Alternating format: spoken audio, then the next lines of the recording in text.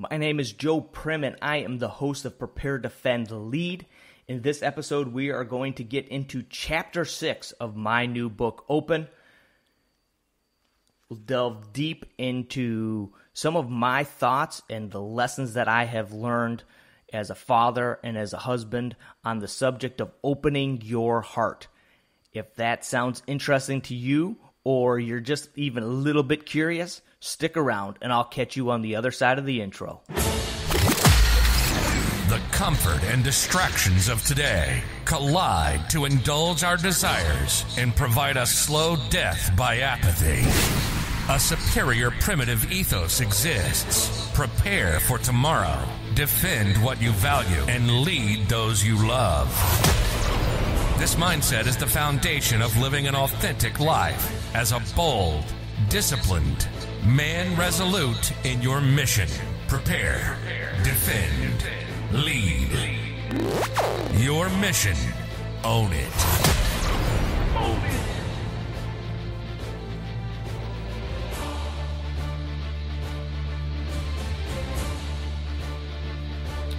All right, here we go once again with another episode of PDL.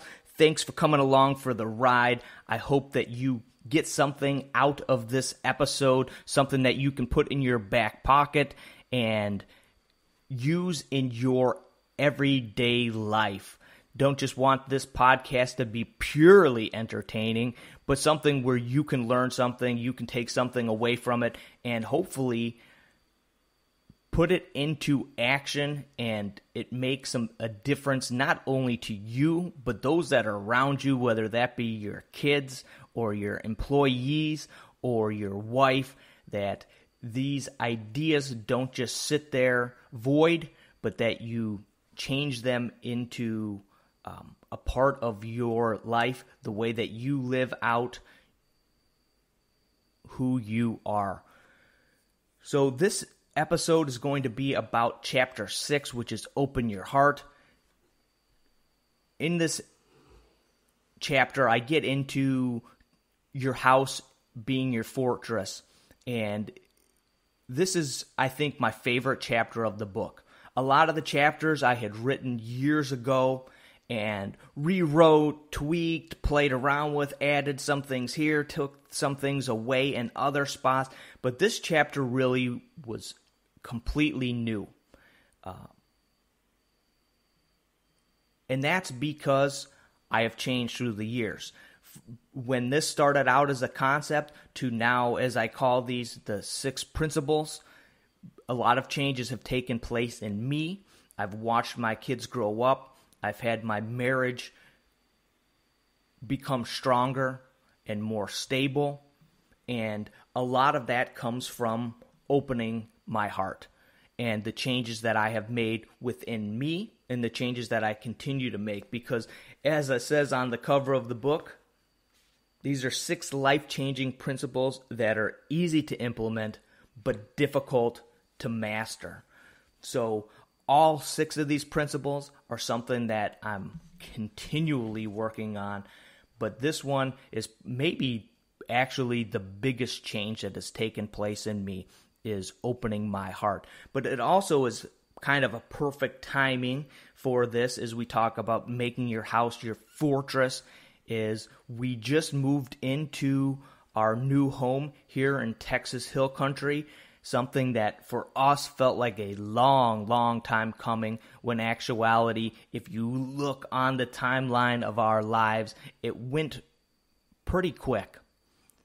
But since we left Illinois a little over 2 years ago, there's been a lot of instability, a lot of not settling in, not knowing exactly where we were going, a lot of just feeling like we were in a temporary location. At the house that we rented, we really never fully unpacked. We're still living out of boxes because we knew it was temporary. We knew that that was not where we were going to be staying. That was not our future.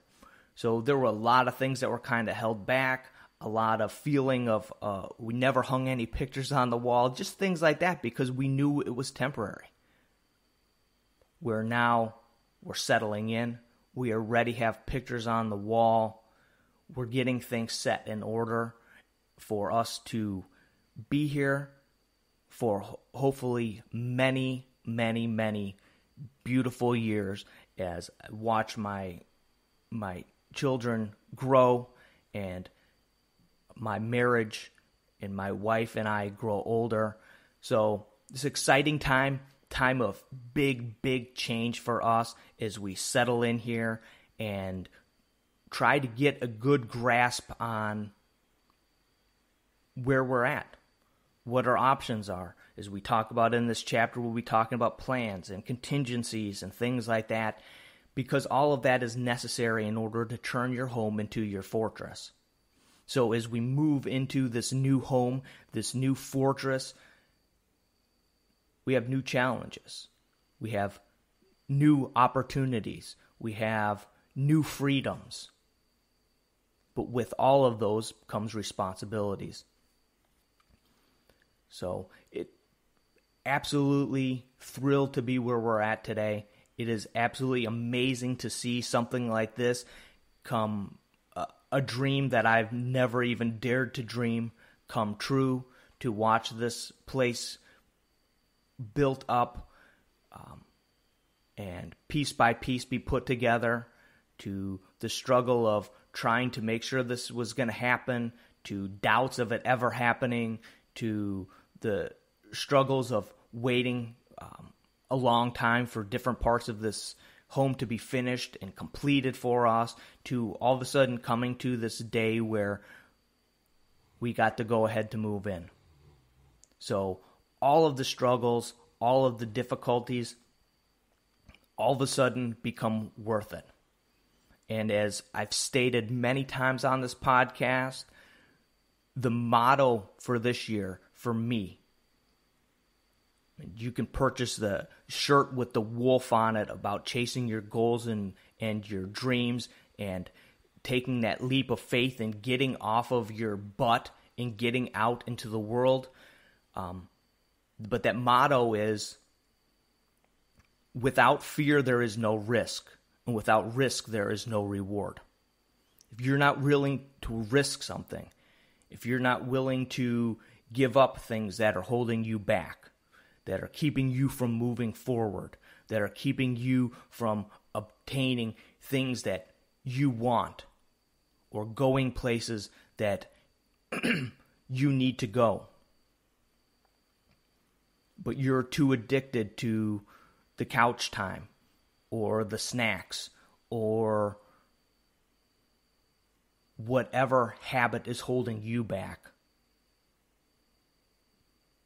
it makes it that much harder for these types of things to happen.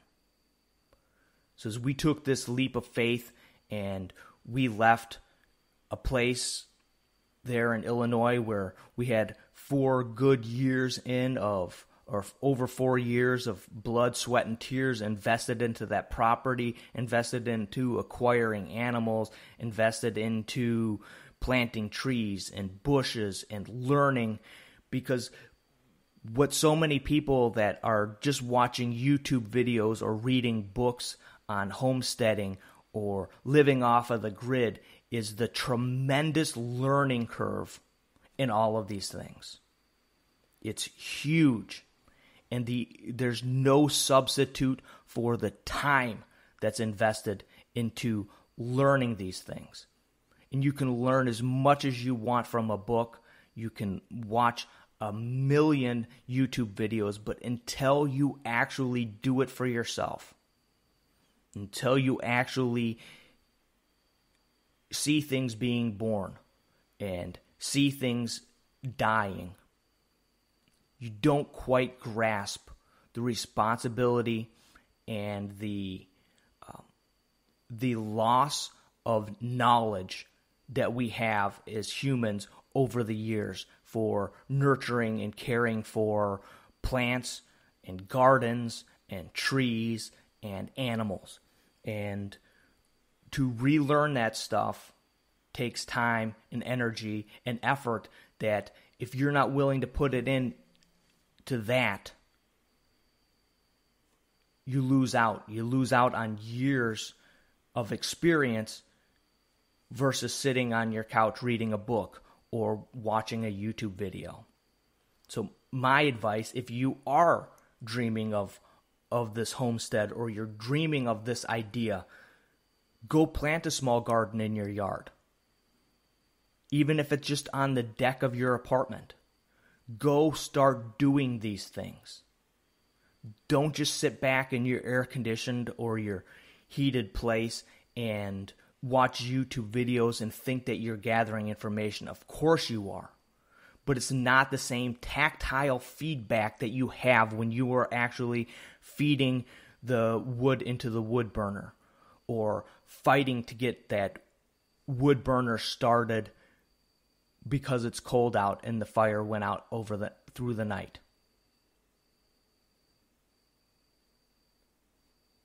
When you enter into the world of real life versus the candy land that we so often get sucked into, things are different. So go out, explore, get outside, go for walks, chop some firewood, grow some stuff, even if it's just on your windowsill. And you can see the difficulties and you can learn about the different soil types and composting on a very small scale, but yet it's real learning. It's experience. And that's what makes the difference. Just things like for us, we're in a very, very rural area. And, of course, the dogs got to both lay right at my feet as I record this. And we got a new puppy, and the big dog's not exactly quite sure that he's feeling respected enough by this pup. And she just wants to lay as close to him as possible and be buddies. And he don't quite get it yet. So they'll learn. Again, they're learning. They'll figure this out. But here on this property, if you put on the porch light at night and it is so dark that light, and it's been cloudy lately, that light from your porch goes out that 25 feet and it is done. After that, you're staring into an abyss. So how do we overcome that challenge? How do we put some light on our property when we need to and where we need to? So these are the challenges that we'll work through, that we'll figure out as time goes by. But again, these are the types of things that an idea may work for one person, and you watch a YouTube video or you have an idea, but until you start playing around with these things, until you start experimenting yourself, you miss out. So with that out of the way, again, so excited to be here. At some point, we will do some training here or do something here on this property so that you guys can come out, check out what we're doing, have a barbecue, and do something cool. But until then, let's jump into Chapter 6, Open Your Heart. Every chapter in this book, I have a quote to kind of set the tone or the idea of that chapter. As I've done these reviews of these chapters so far, I don't think that I've read any of the quotes, but on this chapter, I want to read this quote because C.S. Lewis nails it. This whole idea of vulnerability and opening your heart, he nails it with this quote from his book, The Four Loves. To love at all is to be vulnerable. Love anything in your heart will be wrung and possibly broken. If you want to make sure of keeping it intact, you must give it to no one, not even an animal. Wrap it carefully around with hobbies and little luxuries, but avoid all entanglements. Lock it up safe in the casket or coffin of your selfishness. But in that casket, safe, dark, motionless, airless, it will change. It will not be broken. It will become unbreakable, impenetrable, and irredeemable. To love is to be vulnerable. That's from C.S. Lewis in his book, The Four Loves. So we'll start out this book, and if those have been listening to this podcast for any length of time, you know I don't talk a lot about my family. It's kind of not totally off limits, but I don't do it on a regular basis.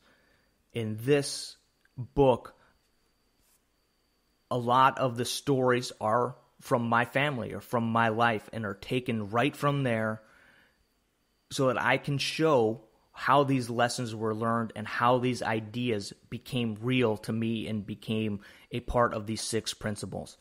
So as we start out this chapter, this is a very, very personal story. It was one of probably the absolute scariest time of my life. And once again, I fail to put into words here, onto this piece of paper, exactly the fear and terror that I was going through during this time. So early in 2009, my first child was born. Our beautiful baby girl finally made her grand entrance into our lives. I had prepared as much as possible, reading books and going to classes, truly a waste. Nothing can prepare you, and this is kind of just what I was talking about, right? Nothing can prepare you for that moment. It was the moment everything changed. We were no longer a couple. We were a family. There were some minor complications during her birth by emergency C-section, and she wound up in the newborn intensive care unit. It made for a difficult few days, but because of her health, we were assured many times was good, but because of the helplessness and desire to get out of the hospital and on with the adventure of fatherhood, these days passed without any more issues, and baby and mama were declared healthy. I remember the excitement, or rather nervousness, as we loaded up for the drive home from the hospital. Within a few short days, things took a tragic turn. I returned from work late one evening, greeted by my wife and my new daughter. Marcia, my wife, mentioned she was not feeling well, which was easy to understand after the stress and trauma of the past week. As I headed upstairs, she mentioned she had a fever of 106. I was tired, and the fact that she said 106 didn't hit me until I was midway through a shower. I quickly finished and asked my wife to take her temperature for me, and sure enough, it was 106. I figured it must be a bad thermometer and took my own temperature. Nope, 108 for me, and my new baby, Angelina, 99. I asked Marcia to check her temperature one more time, still 106. I told Marcia I would get the baby bundled up and we were heading to the emergency room. She insisted that the last thing she wanted to do was bring our newborn to an emergency room. She asked that I stay with Angelina and she would drive to a nearby clinic and be headed home soon. I reluctantly agreed and she left. As she left, she told me she would call when she had any news. So I waited. And I waited. And then I waited some more. As the hours slowly crept by, I became more and more worried. Here I was, alone with our newborn baby, not even a week old. As the dark thoughts of what could happen turned darker, I finally got a call. It had been 3, maybe 4 hours since Marcia had left, and when she finally called, it wasn't good news, and definitely didn't alleviate any of my fears. It was a short, sporadic phone call. She tried to talk with me, but someone else on her end of the line didn't know what was wrong and the clinic was closing. I asked if she needed a ride to the hospital and what was going on, and her response was, "No, they're taking me in an ambulance. I'll call when I get there." What? How quickly our world can change. When we went from a brand new, happy little family to dark visions of just me and baby Angelina in 10 seconds flat. As you can imagine, I wasn't the only one missing my wife. There was a newborn that was missing her new mama as well. I did my best to keep her fed, but she had a hard time keeping the formula down. So, again, it is so difficult to paint the picture on this piece of paper of the fear that was within me. When I say I waited and waited and waited, it was literally hours after she left that I got that phone call. And during that phone call, she was talking to me and somebody else in the background. She wasn't exactly sure what was going on. The people in the background were trying to close up their emergency clinic for the night. So they were talking to her, giving her directions for where the ambulance was or the ambulance was arriving. And it was a phone call that left more fear and more terror in me than I had had before. When the conclusion of the phone call is, no, don't worry about it, an ambulance is bringing me to the hospital, there was no peace that comes from that idea. So here we go. Again, I was waiting and waiting and waiting for a phone call. Did she make it to the hospital? Was she going to die? Was she already dead? Hours slowly passed as I watched movies and filled my mind with something other than gloomy thinking. When the phone finally rang again, hours later, Marcia told me that she made it to the hospital and was checked in and that they would be running some tests, but the doctor thought she had an infection. It was now well past midnight, and I was tired but couldn't sleep. I was worried about my wife, my new daughter. I certainly wasn't prepared for this. This is not how things work out in the movies or in the books I had read. I was alone, yet not alone because I had a tremendous responsibility and had absolutely no idea what was next. Again, the time between phone calls for updates on what was going on was unbelievably long. And it was hours and hours and hours between these phone calls, but as you can imagine, when things are uncertain and you don't know what's going to happen and your world is being rocked, that time feels like double of what it actually is. So at this time, I had probably spent more time with my new daughter this hectic evening and night than I had spent with her in her entire short life.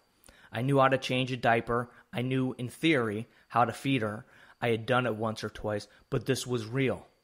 This was on me. In this time of worry and waiting, I had a responsibility. In the next 4 days, as my wife recovered in the hospital, I experienced the realities of fatherhood.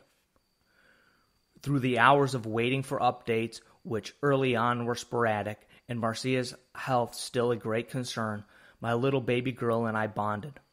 I worked hard to find things to keep her calm, to feed her, and to get her to sleep. I vividly remember laying next to her, exhausted, with my hand on her tiny chest, and the weight of my hand actually calmed her, and we both fell asleep, at least for a short while.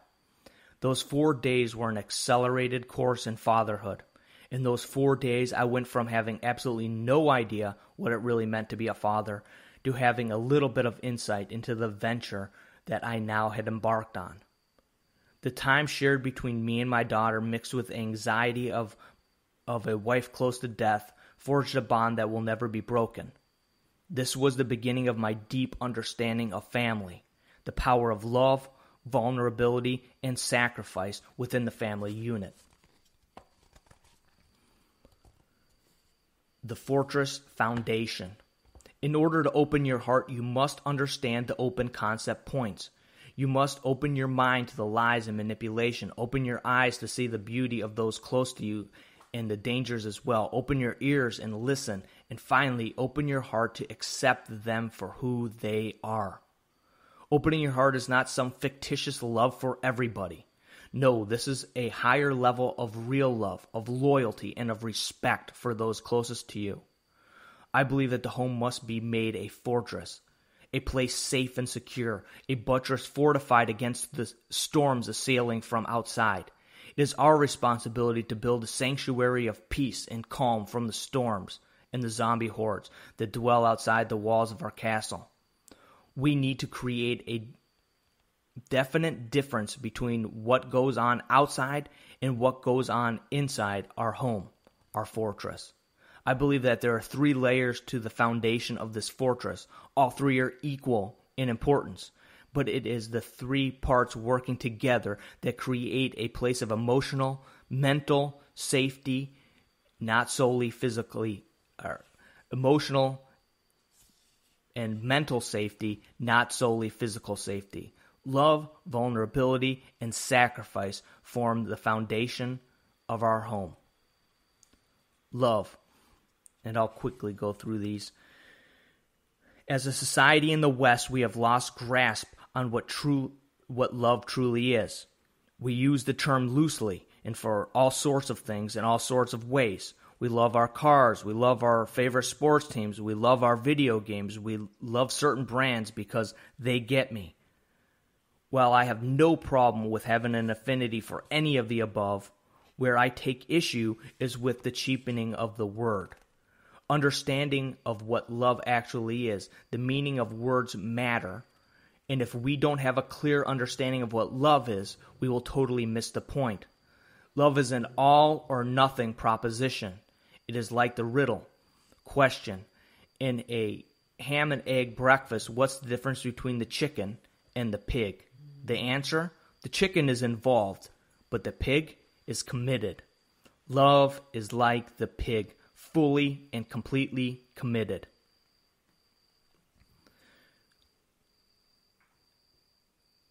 And they have a definition of love in 1 Corinthians in the Bible. It's 1 Corinthians 13, 4 through 7. And this definition of love is probably the most amazing definition that you will find anywhere. It says, love is patient. Love is kind. It does not envy. It does not boast. It is not proud. It does not dishonor others. It is not self-seeking. It is not easily angered. And it keeps no record of wrongs. Love does not delight in evil, but rejoices with the truth. It always protects, always trusts, always hopes, and always perseveres. Love is not about keeping the peace. Keeping the peace is about compromise. Love is about standards.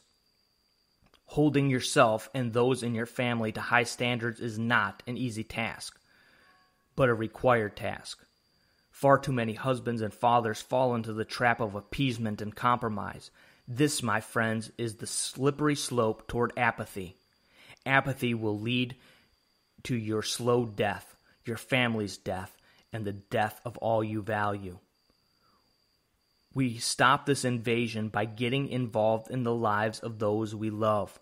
We incorporate the principles taught in the other chapters of this book to show love. We must love those in our home enough to confront them, to correct them, and discipline them.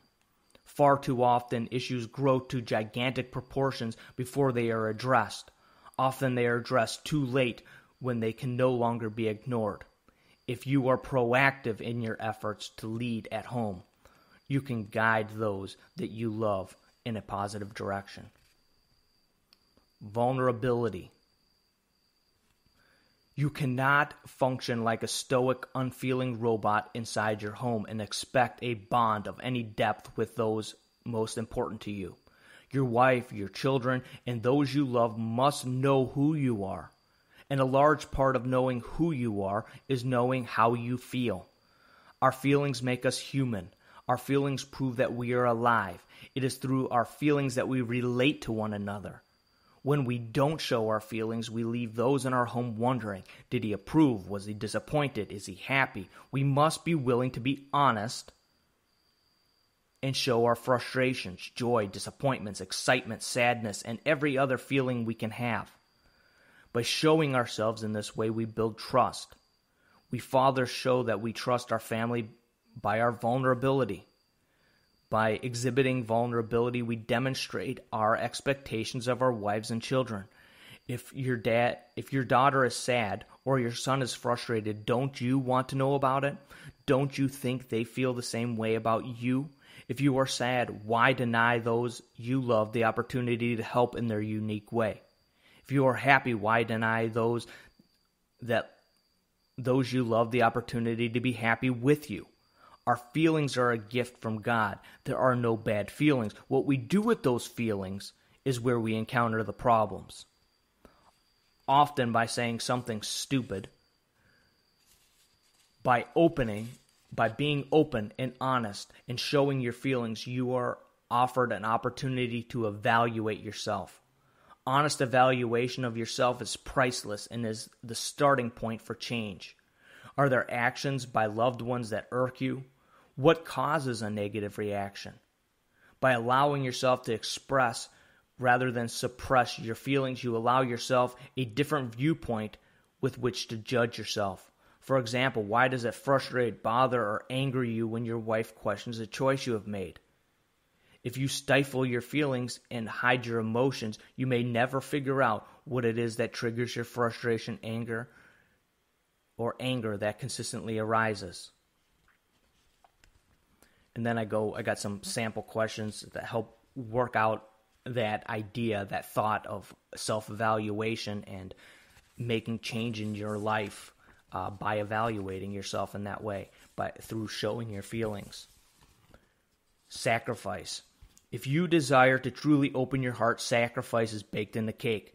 It is difficult to claim love without any evidence of sacrifice. As a father, as a leader of your household, you will be asked to sacrifice again and again.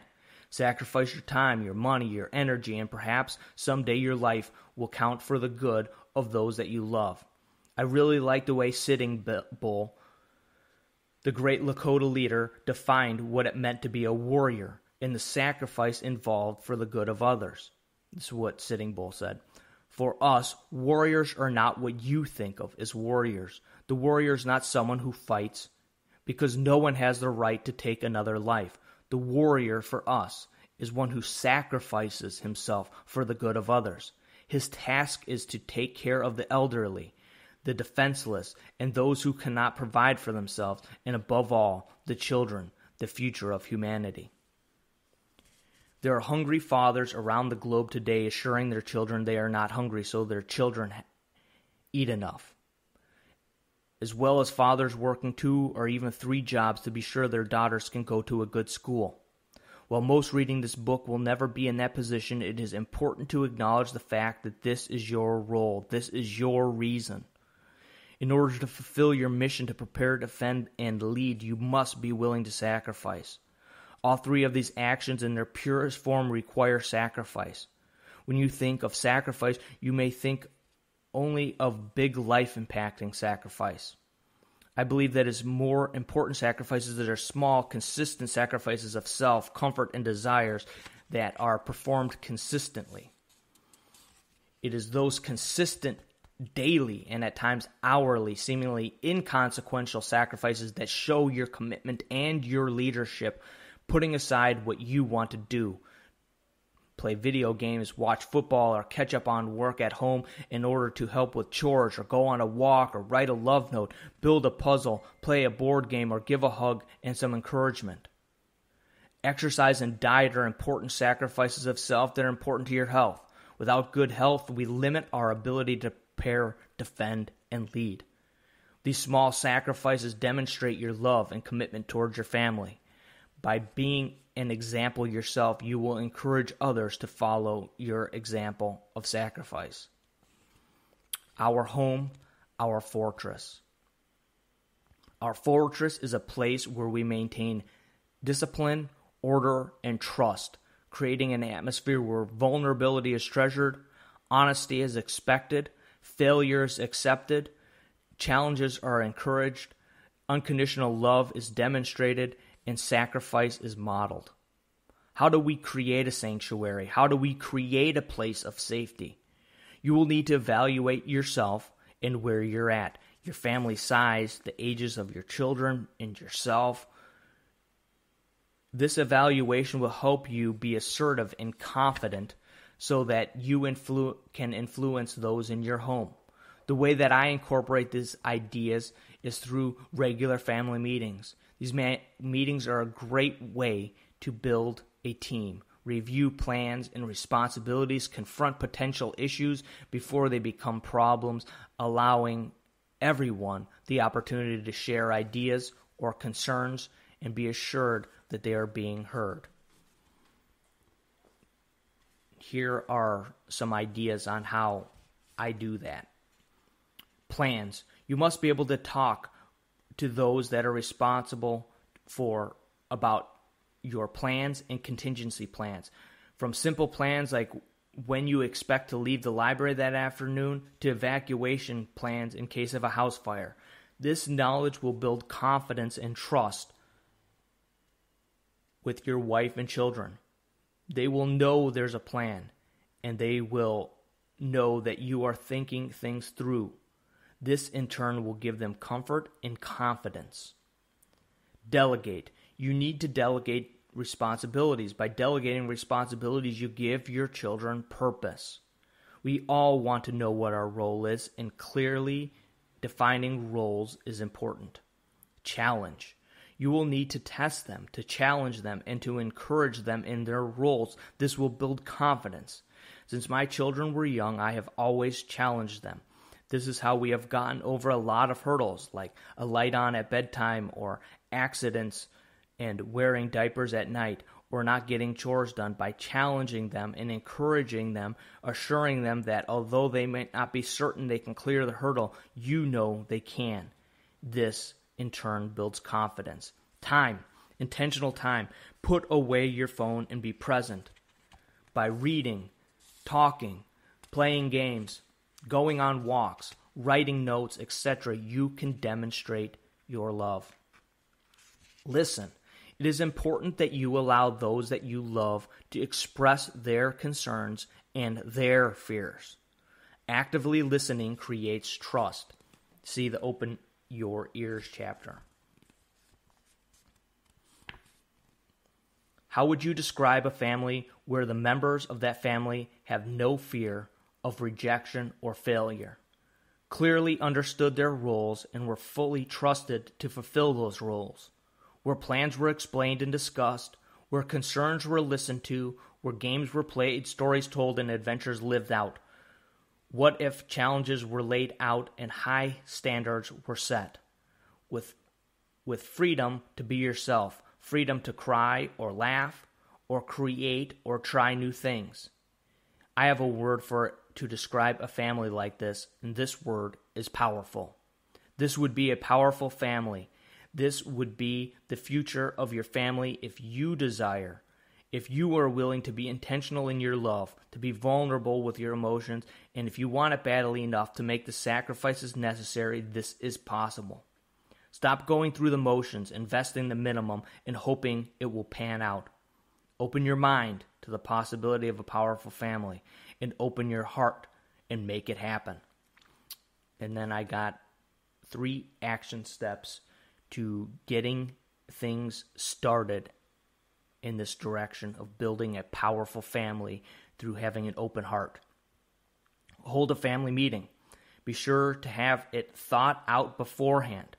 You can review the past week, preview the coming week, raise concerns and behavior, discuss upcoming vacation plans, or throw out a challenge.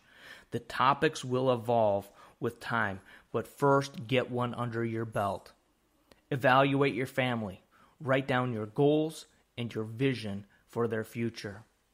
Evaluate yourself using the 3 pillars of your family fortress: love, vulnerability, and sacrifice. How can you improve in these 3 areas? So there you have it. Basically the complete chapter 6 of my new book, Open. And the reason I read that chapter here in this podcast and give it away for free is because I want these principles to get out there. These principles are the whole reason that I got started in podcasting, and are a big reason why we ended up on the first homestead, and a huge reason why we ended up on the second homestead.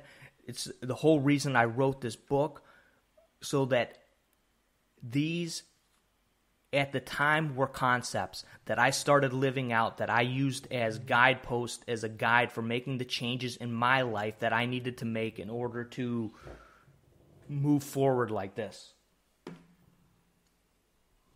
And I want to get them out there to anybody and everybody that will listen, because if you make a change and you influence your children in a good direction, if you have a strong marriage and you share these with the neighbor or somebody at your church or somebody that you work with or the guy that you go fishing with, and these principles can expand, we can make great strides to becoming better, smarter, well-rounded fathers and leaders and husbands. And to me, that is the important part.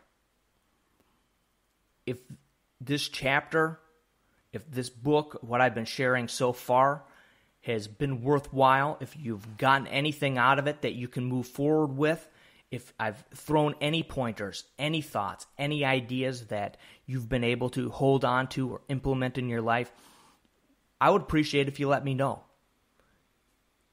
The best way to get a hold of me is through Instagram. Send me a direct message on Instagram at Prepare.Defend.Lead.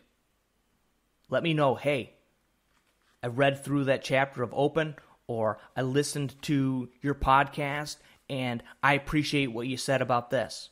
What do you think about that? Or I didn't quite understand this. I intentionally made this book as compact as I possibly could.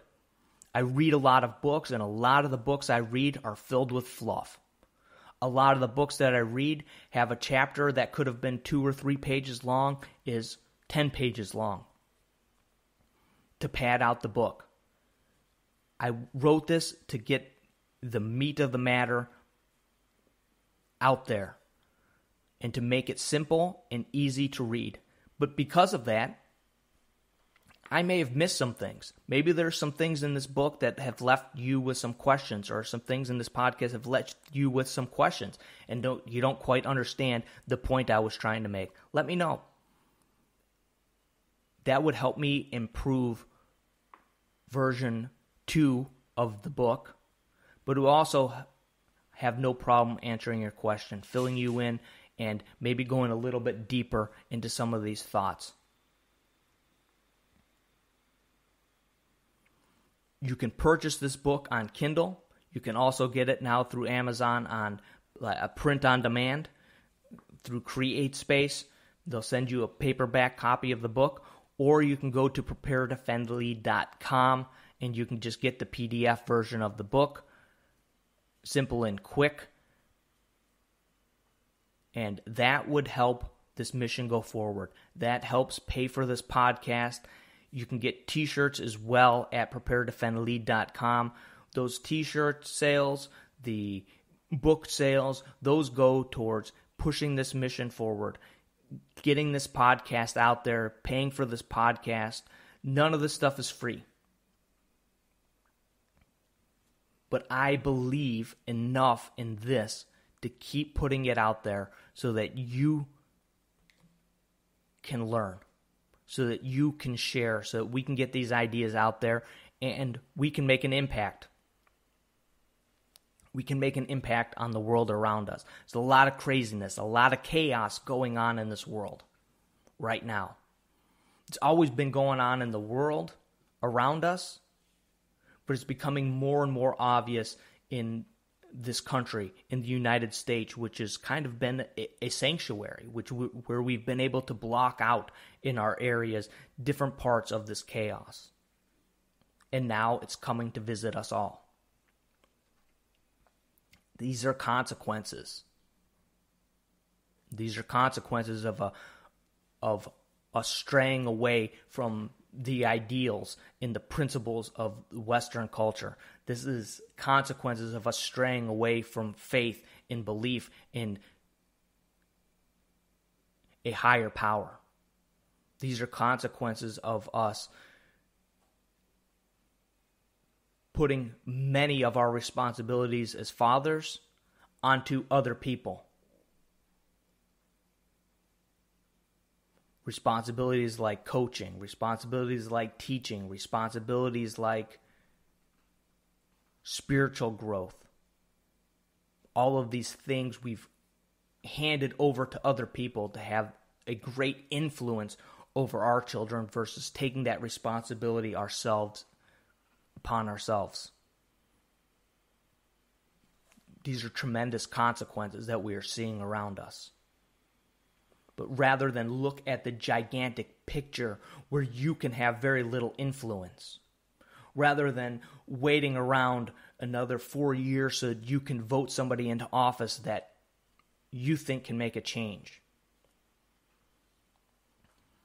rather than putting your hope in somebody else to make a gigantic impact,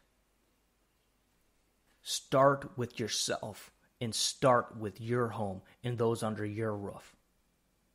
And then we'll expand out from there. As always, you can follow me on Instagram at Prepare.Defend.Lead. You can buy t-shirts and PDF copy of the book at Prepare.Defend.Lead.com. And as always, hold fast and God bless.